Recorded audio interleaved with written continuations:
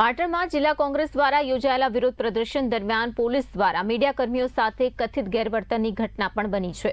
કોંગ્રેસે આગેવાનોની અટકાયતનું કવરેજ કરી રહેલા પત્રકારો સાથે પોલીસ અધિકારીઓએ અયોગ્ય વર્તન અને હાથાપાઈ કરી હોવાના આક્ષેપો કરાઈ રહ્યા છે। આ ઘટનાને લઈને પાટણના મીડિયા વર્તુળોમાં ભારે રોષ જોવા મળ્યો છે। આક્ષેપ મુજબ એસઓજીના પીએસઆઈ ડીકે ચૌધરી અને બી ડિવિઝનના પીઆઈ નીરવ શાહ દ્વારા મીડિયાકર્મીઓ સાથે ગેરવર્તન કરવામાં આવ્યું હતું। હવે સમગ્ર મામલે પોલીસ તંત્ર શું પગલાં લે છે તેના પર સૌની નજર છે।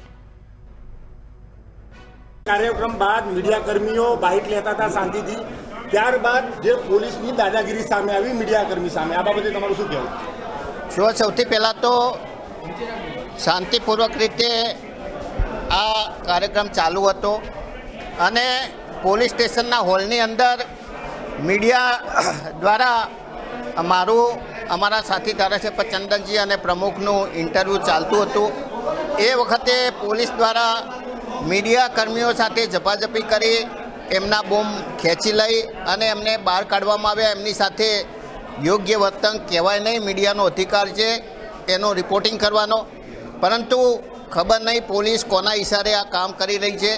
જે ચોથી જાગીર કહેવાય મીડિયા, એ લોકો સુધી આ વાત પહોંચાડવા ના માગે એના માટે પોલીસ દ્વારા જે વર્તન કરવામાં આવ્યું છે એ યોગ્ય નથી। આ બાબતે અમે ઉચ્ચ કક્ષાએ અને એસપીને પણ રજૂઆત કરવાની। ભાજપના ઇશારે કોઈ મીડિયા સાથે ગેરવર્તન કર્યું કે એ ભાજપના ઇશારે કરે છે કે કોના ઇશારે કરે છે, તમે મીડિયા તમે સક્ષમ છો, તમે એના માટે લડત લડી શકો છો। તમે જે પણ લડત લડવી હોય એમાં અમે તમારી સાથે છીએ।